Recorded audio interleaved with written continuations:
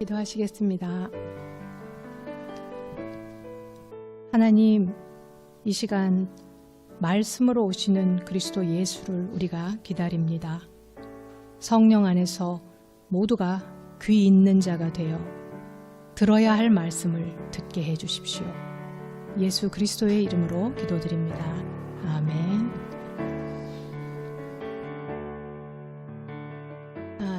이렇게 여러분과 말씀을 나누게 되어서 정말 기쁩니다.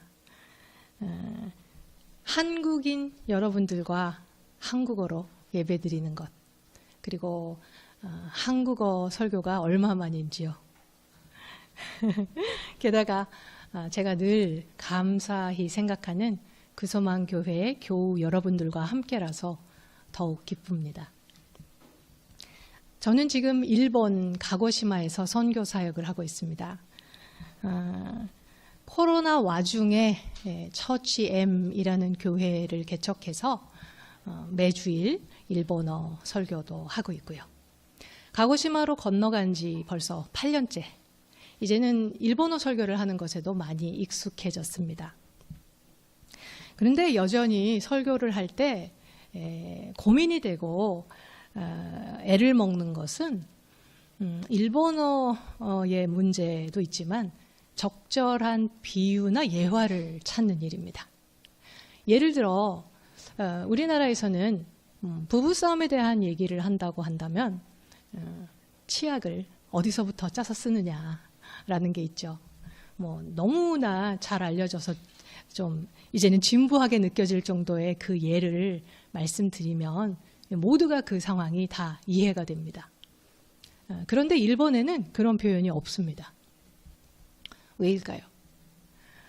일본에서는 부부가 싸웠다, 부부가 싸운다, 그런 이야기들을 사람들 앞에서 이렇게 하는 것 자체가 굉장히 좀 수치스러운 일, 그런 언급 자체를 꺼리는 그런 문화가 있습니다. 그 외에도 오랜 역사, 문화적, 정치, 사회적인 그 차이를 가지고 있는 일본에서 일본인들을 대상으로 한국인 선교사가 성경을 가르치고 설교를 한다는 것은 쉽지 않은 일입니다. 하지만 복음은 진리이니까, 진리라는 것은 모든 시공간을 뛰어넘어서 통용되는 것이니까 말씀을 있는 그대로 가르치기만 하면 그들이 복음을 받아들일까요? 그런 질문들을 늘 하게 되는데, 먼저 우리 한국 기독교의 역사를 되돌아볼 때 우리가 그 복음의 내용을, 복음을 굉장히 단순화시키고 도식화시키고 공식화시키지 않았나라는 생각을 하게 됩니다. 네, 그것에 대한 성찰과 반성이 지금 한국 교회 안에서 일어나고 있는데요. 흔히 말하는 그 사형리식 복음, 도식화된 복음, 그것을 가지고 일본 사람들과 이렇게 접해보면 복음의 핵심과 풍부한 곳에 들어가기도 전에 먼저 문화적 오해라는 장벽에 부딪힙니다. 예를 들어서 하나님은 당신을 사랑하십니다 라는 기본부터가 벽에 부딪힙니다. 하나님, 카미라는 단어를 들을 때 그 사람들은 그 숱한 자기들의 신을 떠올릴 뿐 우리가 생각하는 예수 그리스도의 하나님을 떠올릴 수가 없습니다. 하나님이 당신을 사랑하십니다 라는 것은 더 어렵습니다. 우리야 콜센터에 전화만 해도 사랑합니다 고객님 하던 시절이 있었지만은 그 사람들은 그 말을 안 씁니다. 부부 사이나 연인 사이, 부모 자식 간에도 말입니다. 재작년에 지금 천황의 그 조카 딸인 마코상이 결혼을 했습니다. 그 상대를 두고 일본에서는 굉장히 말들이 많았는데요. 그 사람이 방송 인터뷰에서 저는 그녀를 사랑하고 있습니다. 이렇게 말했는데 그 일본 사람들이 굉장히 코웃음을 쳤죠. 그 말을 듣고. 그 말이 드라마 대사로는 쓰일지 몰라도 자신들의 일상에서 쓰지 않으니까 말입니다. 그는 이제 젊고 외국 유학 경험이 있어서 아마 그런 표현을 썼던 것 같습니다. 그 외에 우리 인간은 죄인이고 우리 죄를 대신해서 예수께서 죽으셨다라는 그런 많은 그 표현들도 마찬가지입니다.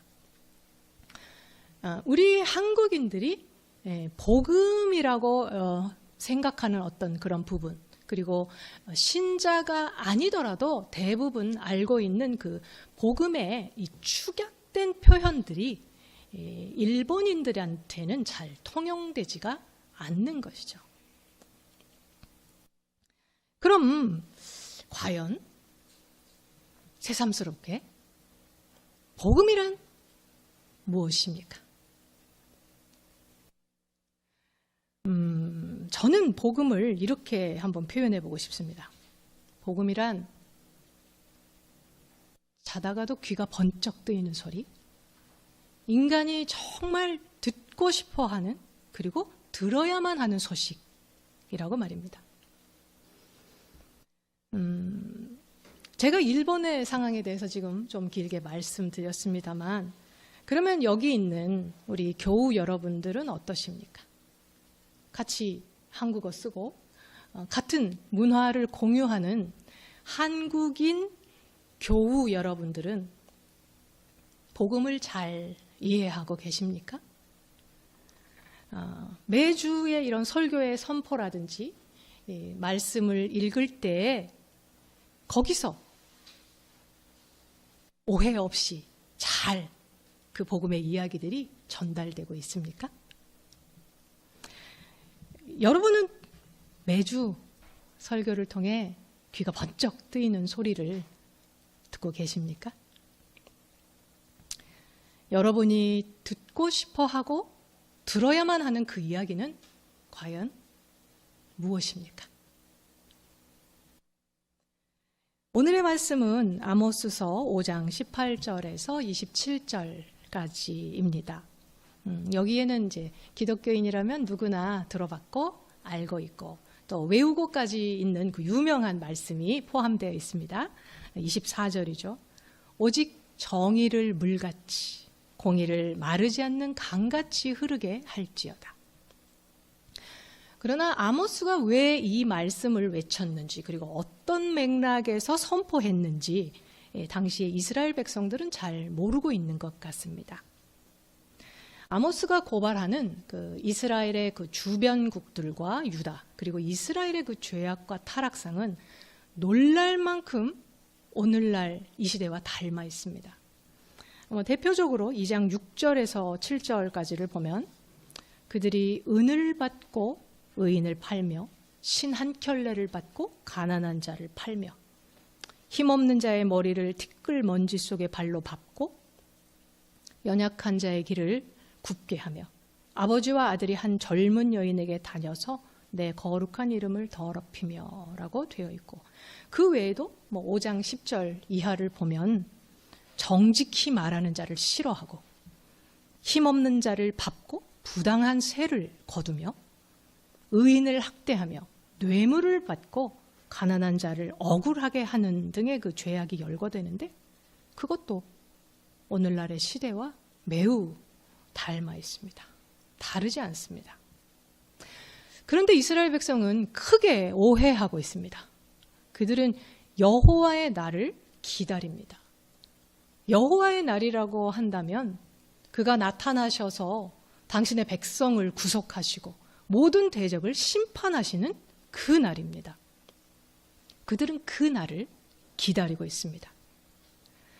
그들은 절기와 성회를 열어서 각종 제사를 드립니다. 노랫소리로 여호와를 찬양합니다. 그들은 그런 종교 행위를 열심히 하고 있었기 때문에, 그리고 무엇보다 자신들은 언약 백성이기 때문에 여호와의 날을 곧 자신들의 승리와 구원의 날이라고 확신하고 있습니다. 그러나 그것은 큰 오해였습니다. 아모스는 오히려 화를 선포합니다. 정신 차리고 꿈 깨라고 일갈합니다. 너희들이 기다리는 그 날, 여호와의 날은 어둠이지 결코 빛이 아니며 심판을 받는 것은 바로 너희이다라고 경고합니다. 그리고 너희는 마침내 사로잡혀 갈 것이라고 엄중히 꾸짖습니다. 이스라엘 백성의 오해는 무엇이었습니까? 첫 번째, 자기들의 그 수많은 종교 행위가, 열심을 담은 그 행위가 하나님께 받아들여질 거라고 그들은 생각했습니다. 그러나 하나님이 원하시는 것은 그런 종교적 열심이 아니라 정의와 공의로 사는 그들의 삶이었습니다. 그리고 두 번째, 그 공의와 정의라는 것은 적어도 하나님을 모르는 사람들보다는 그래도 조금 더 나은 윤리적이고 도덕적인 삶을 살라는 것이라든지 믿는 자로서 바른 행위를 하라는 그 이상의 것이었습니다.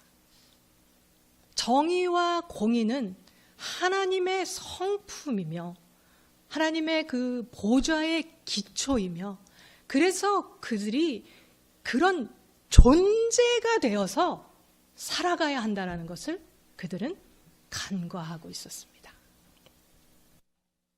그들은 여호와의 날이다, 모든 대적이 멸망했다라는 소리에는 귀가 번쩍 뜨였겠지만 어둠이다, 심판이다, 사로잡혀 갈 것이다 라는 말에는 귀를 닫고 있습니다.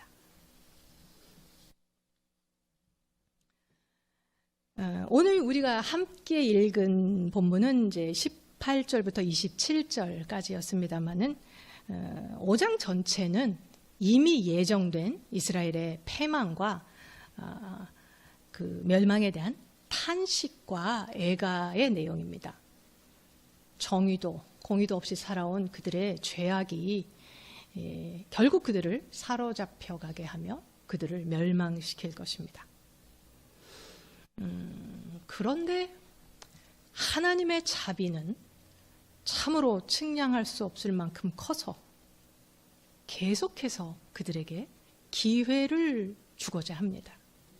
4절과 6절에서 아모스 5장 4절과 6절에서 하나님은 이렇게 강권하십니다. 너희는 나 여호와를 찾으라, 그리하면 살리라. 또한 이 말씀은 14절과 15절에서 다른 단어로 표현됩니다. 너희는 살려면 선을 구하고 선을 사랑하며 성문에서 정의를 세울지어다. 그리고 이 말씀들은 마침내 24절에서 이렇게 선포됩니다. 오직 정의를 물같이 공의를 마르지 않는 강같이 흐르게 할지어다. 아모스 5장의 이 흐름을 종합해 본다면 하나님은 선 그 자체이며 공의와 정의 그 자체이십니다. 그리고 그 하나님을 찾을 때, 그때야 비로소 사람은 생명을 얻게 됩니다. 이것은 성경 어디를 읽어봐도 우리가 찾을 수 있는 진리죠. 이것이야말로 그 복음의 풍성한 내용의 일부이며 아주 중심축을 이루고 있는 것입니다. 바꿔 말한다면 하나님을 믿는다고 하면서 악을 행한다는 것은 말이 안 되는 이야기이고, 정의와 공의대로 살지 않는 사람은 종교 행위에 아무리 열심이고 아무리 빠삭하다 할지라도 하나님을 알지는 못한다는 말입니다. 그 사람이 얼만큼 종교 행위를 열심히 해왔느냐와는 상관없이 말입니다. 그리고 그 길은 마침내 사망과 파멸의 길이죠. 하나님은 왜 아모스를 보내셨을까요? 이스라엘과 유다에 선지자가 없지는 않았을 텐데 말입니다. 왜 유다에서 양을 키우고 뽕나무를 재배하며 자기 나름의 사업을 하고 있던 아모스를 이스라엘까지 보내셔야 했을까요? 아모스가 그래서 이스라엘에서 어떤 사역을 얼마나 더 오래 했는지에 대해서 성경은 정보를 주지는 않습니다. 혹시 하나님은 당시 도식화되고 공식화되어 버린 하나님의 그 말씀의 선포, 예언을 새롭게 하고 싶으셨던 것은 아닐까요? 평안하다, 평안하다 하면서 백성을 등쳐먹는 거짓 선지자들 말고 오히려 심판을 선포하면서 여호와를 찾아라, 그래서 살아라 라는 그 하나님의 진심을 전달할 사람을 찾고 계셨던 것은 아닐까요? 어떻게 하면 도대체 이 강팍한 사람들이 귀가 번쩍 뜨여서 하나님의 말씀을 알아듣고 그래서 그 심판의 선포가 화제가 되어서 누구 하나라도 하나님을 찾고 돌아오기를 기대하셨던 것은 아닐까요? 그렇게 결국 그 심판의 선포는 이스라엘의 선지자 아마샤의 귀에 들어가고 그를 통해서 왕의 귀에까지 들립니다.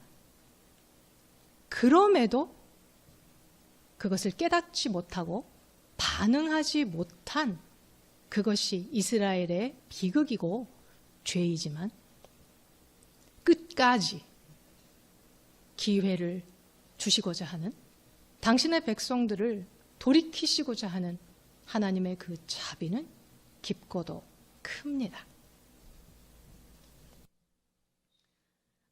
그러면 다시 제가 여러분께 처음에 드렸던 질문으로 돌아가 보겠습니다. 여러분에게 있어서 귀가 번쩍 뜨이는 소리는 무엇입니까? 여러분은 개인적으로 말씀을 보거나 매주 설교를 통해서 어떤 그 복음의 깊은 것들을 길어 올리고 계십니까? 오늘의 말씀 아모스 5장이 우리에게 들려주는 메시지는 종말과 심판에 관한 것이죠. 하나님은 사랑의 하나님일 뿐 아니라 심판의 하나님이시라는 것. 하나님의 보호자의 기초는 정의와 공의이고 그 하나님은 결코 인간에게 속아 넘어가는 그런 호락호락한 분이 아니시라는 것입니다. 하나님의 심판과 종말이 여러분에게 귀가 번쩍 뜨이는 그런 소식입니까?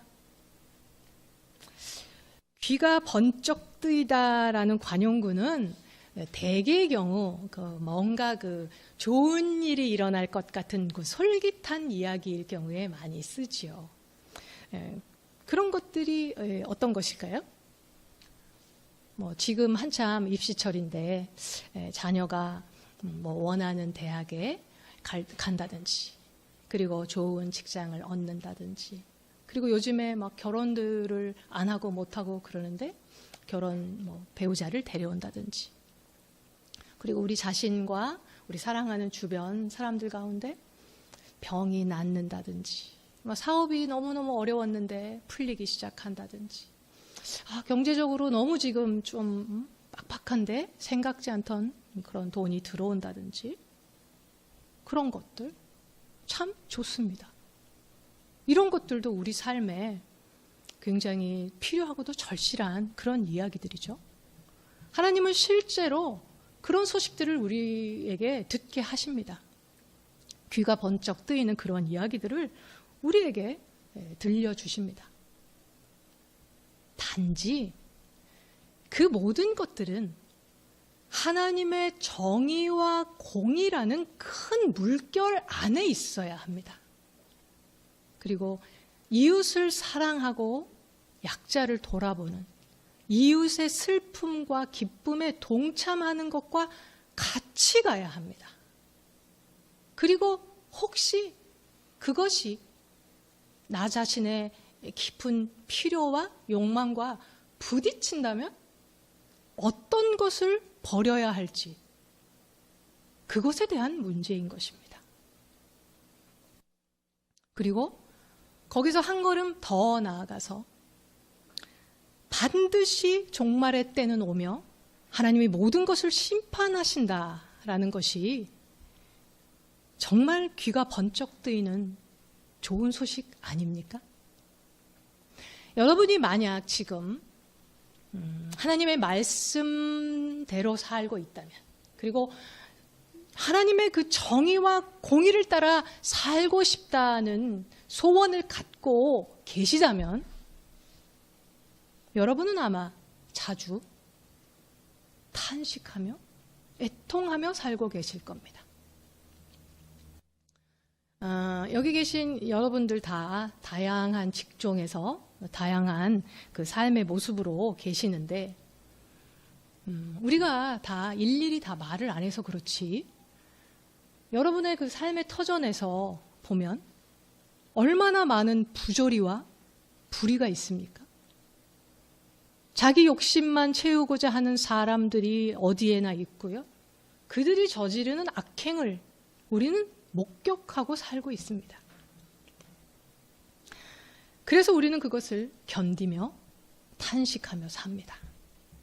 그것을 일일이 다 말하고 다 투쟁해서 하루아침에 세상을 변혁시키는 것은 어렵지만 적어도 우리는 탄식하고 한숨 쉬고 걱정하며 마음 아파합니다. 그리고 때로는 목소리를 높이고 싸우기도 합니다. 그리고 하나님께 탄원하죠. 그때 하나님 도대체 이게 뭡니까? 세상이 왜 이렇습니까? 무력해 보이고 내가 뭘 할 수 있을까 싶을 때 탄원하고 눈물 흘리고 애통해하는 그때에 우리는 이 모든 것은 결국 다 지나가는 거구나. 그리고 마지막에 반드시 심판이 있겠구나. 두고 보자. 근데 두고 보자 라는 거기에 또 우리가 머무르도록 주님은 내버려 두지도 않으십니다. 거기서 한 걸음 더 나아가서 그 사람들을 불쌍히 여기는 곳까지 가자고 말씀하시기도 합니다. 하나님께서 베푸시는 자비가 그것이기 때문에. 재미있게도 제가 일본 가고시마에서 하나님의 사랑, 인간의 죄 이런 것들을 가지고 사람들을 만났을 때 꿈쩍도 안 하던 사람들이 심판과 종말에 대해서 반응하는 것들을 봅니다. 물론 이 종말에 대한 것들로 공포심을 자극시키고 사람을 속이는 것이야말로 사기꾼들이 하는 짓이고 굉장히 조심해야 될 일입니다. 지금 일본은 통일교 문제나 여러 이단 때문에 너무너무 힘든 상황에 있는데요. 그러나 종말에 관한 것이야말로 복음의 핵심적인 내용이라는 것을 저는 가고시마에서 체험하고 있습니다. 이제 벌써 한 해가 저물어 갑니다. 다음 주가 되면 왕이신 그리스도 주일로 한 해를 마무리하게 되죠. 교회력으로는. 연말 분위기로 막 들떠가는 이 세상과 다르게 우리는 종말을 생각하면서 마음이 숙연해집니다. 그리고 거기서 소망을 발견합니다. 하나님은 여러분에게 좋은 것을 주십니다. 여러분이 애타하면서 조바심 치면서 기다리는 그런 소식들을 듣게 하십니다. 그러나 무엇보다 모든 것이 지나고 반드시 끝이 온다는 것, 그리고 하나님께서는 그 모든 것을 심판하신다라는 것, 그 이야기에 여러분의 귀를 여십시오. 그날에 정의와 공의를 행한 자, 가난한 이웃을 돌아본 자들은 영생을 얻고 상을 얻는다는 것. 그것이 여러분에게 있어서 아주 소중한, 귀가 번쩍 뜨이는 그런 소식이 되기를 바랍니다. 기도하겠습니다. 하나님, 우리가 예수 그리스도를 믿어 구원을 얻는 은혜를 주셨습니다. 이제부터 더욱 예수를 믿는다는 것이 무엇인지 알아가기 원합니다. 그럴듯한 추상 명사로 채워진 신앙생활이 아니라 심판주 하나님을 두려워하며 매일의 삶을 구체적으로 채워가는 우리가 되겠습니다. 성령께서 가르치시고 때로는 야단치시고 인도하시는 그 길을 따라가겠습니다. 예수 그리스도의 이름으로 기도드립니다. 아멘.